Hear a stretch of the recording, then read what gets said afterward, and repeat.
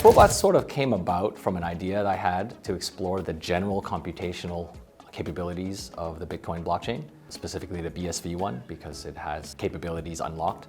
The idea came about because after exploring creating a virtual machine and doing some sort of experiments on making something that could be generic compute on sort of a distributed computer called Bitcoin. It's a little bit an idea before its time. Frobots is kind of in a short sentence, just the exploration of digital life in competitive coding kind of battle game.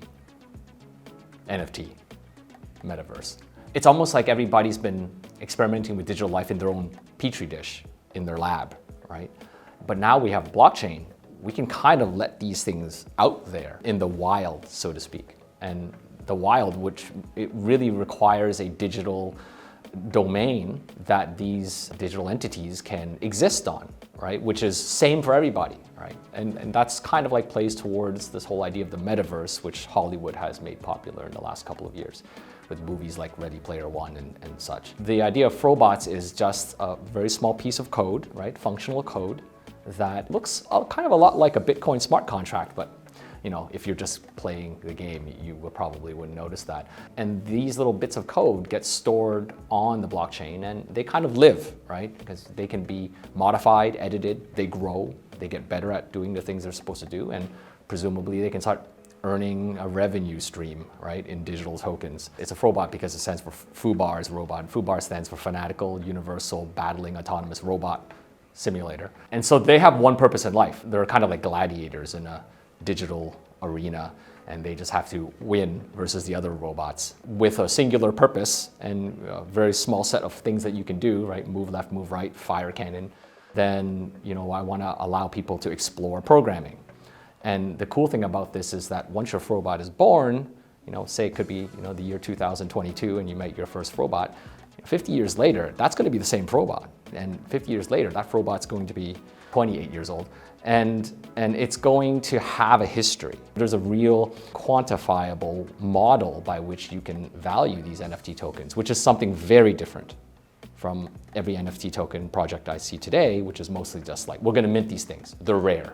Collect them because if you get them first, you can sell them to somebody else for more later.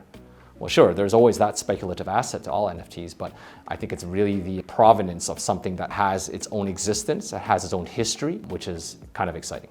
The intent is there will be some aspects of the game where just by participating in arena battles and, you know, surviving for a certain period of time or something, or not losing, that will give, you know, experience points, and you'll eventually the Frobots will level up into some sort of roughly laid out progression. Initially, there will be some sort of progression, but the intent is that the Frobots will develop not only because they just continually play, but because people can make additions or upgrades for them. Imagine a future where you're not only the person who owns the Frobot and enters them into competition, like the owner. You can be a builder, a forger who makes upgrades, like upgraded armor, upgraded shields, and then you could sell those. And then people who buy them for their Frobots and use those upgrades, and you can be part of the economy that way. I think the choice of the BSV blockchain was simply because it's the cheapest one and it can handle the most transactions. Because the idea is if everything that you do in this universe of Frobots is going to be recorded on the blockchain, you're going to have to be frugal about like how many transactions you write. And I don't want the users or the players to have to go out and buy cryptocurrency in order for you to play a game. Come up with a good game model, a good revenue model that makes sense. And when I mean good and makes sense, I mean a revenue model that does not depend on the price of the blockchain token that you happen to be building upon, right? Because once you do that, you're no longer just building a game or a platform. You're really taking a punt on something that's very similar to just stocks and securities, and you're making an investment. I think players should be players. I don't think players should be investors. You could certainly places you can do that. You shouldn't commingle the two. So my best advice is don't make the decision based on the token popularity or the blockchain popularity, because that shouldn't matter. You have to make your choice depending on what will work.